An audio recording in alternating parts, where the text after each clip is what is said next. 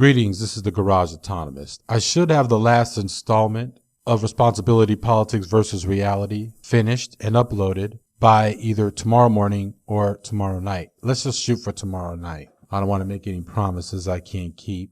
Instead, I wanted to go ahead and talk about a particular news item, a tragedy actually, that happened. Now, I wanted to contact New Possibilities to ask him if I could mirror his video on the case of Nashante Davis, but I simply didn't have the time to do that. Now, Nashante Davis was murdered along with her 2-year-old by the father of her child, Darren Johnson.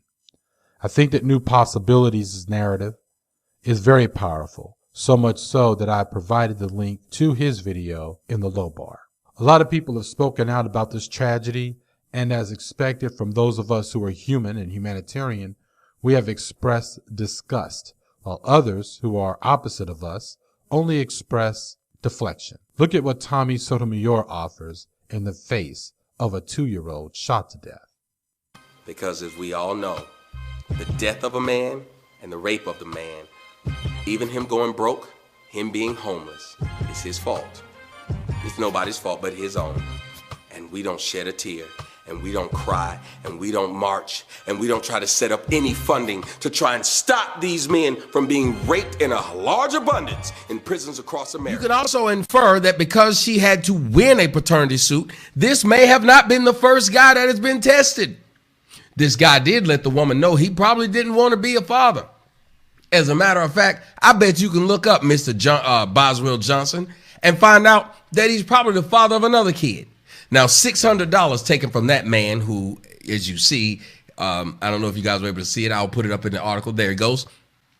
He doesn't look like a man that's rich. $600 a month? So Tommy is only concerned about two things. Darren Johnson being raped in prison, which I think that people joking about men being raped is just as bad as when we joke about women being raped. It's not funny.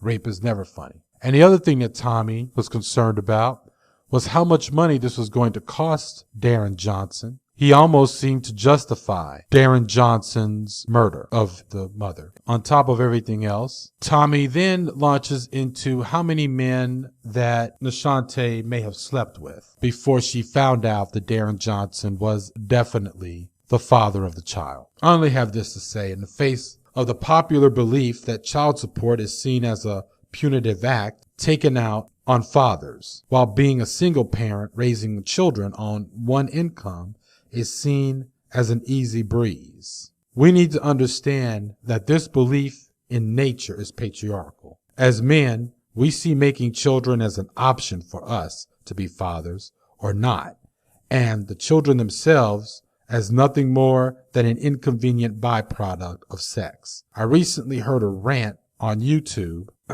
by an idiot who likes to prop himself up as the moral center by pointing out the fucked up lives of the other low-born males that he likes to fuck around with on YouTube. He likes to recount the fact that a lot of them have been forced by the courts and the state to support their children money-wise, and or forced to simply stay in the same households as their children. Not once did this douchebag himself point out that these men were supposed to do what they are supposed to do as men who have fathered children.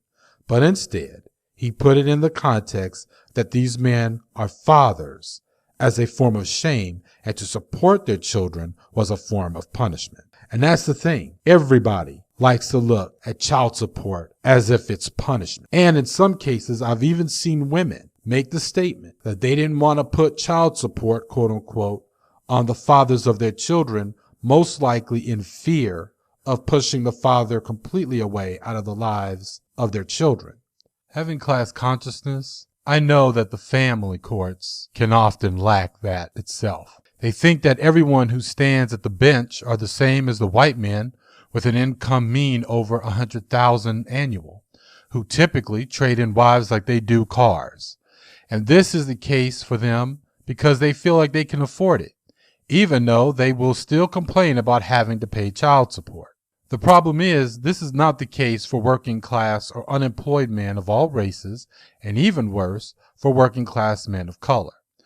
If you are sued for child support, better yet, you man up and go to the judge without having a damn summons put on you, your state child support guidelines should be able to take into account your income and expenses. Sometimes the judges can be outright punitive and prey on some men's ignorance or their laziness or state of denial of the child, and that is why some of you can wind up getting fucked up. There are pro bono family court lawyers. Use a phone and the internet and you can find out how to get help. In the meantime, a lot of men just might wind up paying more than they want to versus what they can truly afford. But that depends on how they dealt with the situation from jump. I will be doing a video in the near future on parenting inspired by Pure Butterfly Spirit and her interaction with a younger mother and YouTuber. I will be coming from my perspective as a radical left parent and father, and that will include the issue of divorce and child support alternatives. If you all really want that episode, please feel free to nag me if it seems that I've forgotten to do that episode. The link to the child support guideline models by state is provided in the low bar as well. In the meantime, please watch New Possibilities' video as he addresses men's accountability as fathers. In conclusion, we could talk all day about Nashante making the mistake of having unprotected sex with a man who obviously was not ready to be a human being and be responsible for fathering children. We can also talk about how Nashante made the mistake of having sex with a man who was insane. And we could also ask, why did she choose not to get an abortion, since abortion is what can save a grown woman's life from having her biology be her destiny, which is a main controlling factor of a woman's life by society. But when you commit premeditated murder, nobody sweet-talked you or ran game on you to get you to do that. Mr. Johnson sought to kill his child and her mother, and he didn't even have the common decency to kill himself afterwards. And why? Because he didn't think the life he helped create was worth $600 a month. I wonder if he thought about that $600 when he got with Ms. Davis in the first place. This is the Garage Autonomist.